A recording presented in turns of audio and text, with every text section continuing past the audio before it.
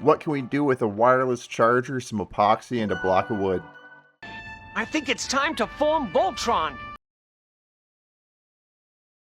Alright, so this week we're going to encase a wireless phone charger and some clear epoxy, and then tie everything together with a wooden stand. Full disclosure, I came across this idea while doom scrolling and seeing a Zach Builds video. I'll link to it in the description below if you're at all interested in seeing it. So the first thing I want to do is build a mold box for our resin, and for that I'm just using some scrap MDF and some tuck tape. The tuck tape's going to help prevent our resin from permanently bonding to the MDF, making our demolding process possible. Once we have all our MDF pieces for the box sealed up with the tuck tape, we can go ahead and start assembling our mold box. Since this mold box is a one and done, I'm just holding everything together using a little bit of CA glue. I've also drilled a hole large enough for a USB-C to pass through about halfway up one of the pieces of MDF. Since the charging cable is also going to be permanently encased in the resin, this is a step we don't want to overlook. Next, we're going to take some acrylic latex caulking and seal up all the edges on the inside of the mold box, preventing any potential leaks.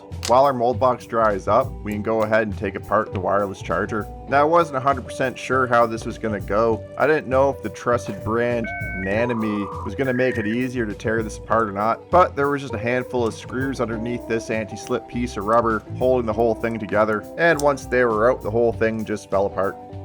We'll put the charger aside for a moment and do our first resin pour. Now, the resin I'm using for this usually takes about 72 hours to fully set up. However, it's summertime and about all the degrees currently in my garage, so this stuff should take a little over 24 hours to cure. I'll leave a link for it and some of the other stuff I use in this video in the description if you're at all interested. For the first resin pour, I'm just pouring enough resin into the mold box to reach the bottom of the hole drilled for the USB-C cable. So all in all, maybe about a ½ inch of resin. And then we can just put that aside to let it cure up a bit overnight, and the next day we can come back and encase the wireless charger into the second pour of the resin. Since the resin from our first pour isn't 100% cured, we should have no problem with the second pour chemically bonding to the first one, so there's no need to worry about any potential delamination between the two pours of epoxy. I've added a little bit of CA glue to the wireless charger to avoid the potential of it floating around while the epoxy sets up. I've also used some caulking to seal up the hole where the USB cable is going through.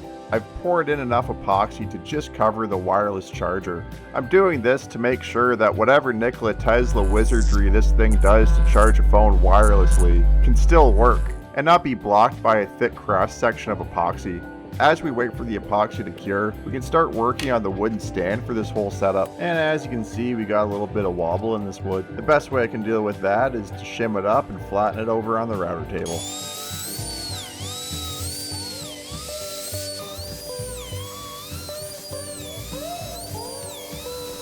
Now that our block of wood's all nice and flat, we can fill this inclusion up with some epoxy. And once it's all cured up, we can go ahead and sand everything smooth. Our epoxy encased wireless charger should be all cured up by now, so we can go ahead and get that all demolded. And with an old pie knife and some elbow grease, we can remove this block of epoxy from our mold base. So everything's looking alright so far for the most part, but the tuck tape from the mold box has left a few imperfections in our epoxy, as well as some of the caulking decided to come along for the ride when we did our demold. So to deal with this, we're going to do some sanding. Lots and lots of sanding.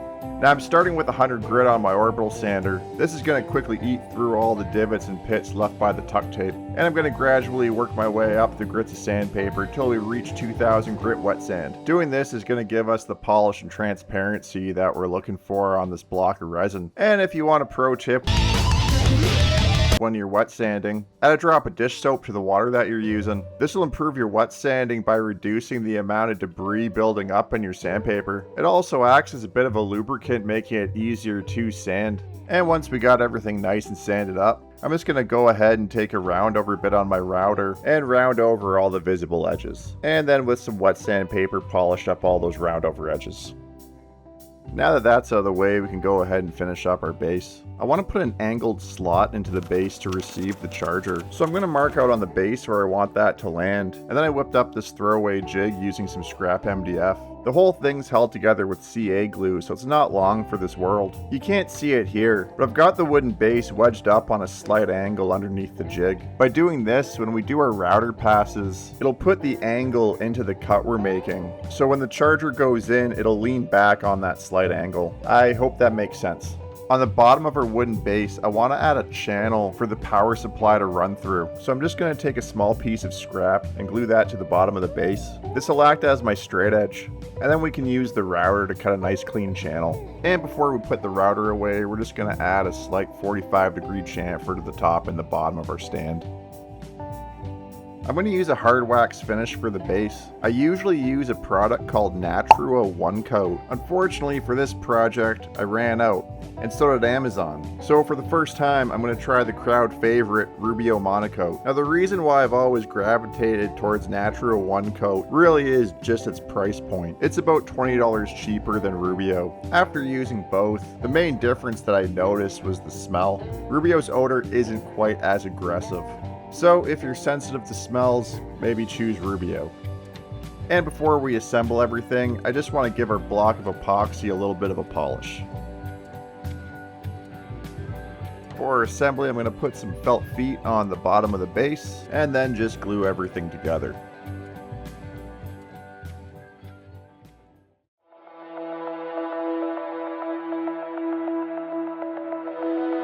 And there we go, we're all done. And it charges my phone just fine. All in all, this was a pretty interesting project to do. I don't think I ever would have thought of it myself. And it's got me thinking what else I could tear apart and encase in resin. If you got any ideas, leave them in the comments and I'll see what I can do. Anyways, I want to thank you for watching, and I'll see you in the next video.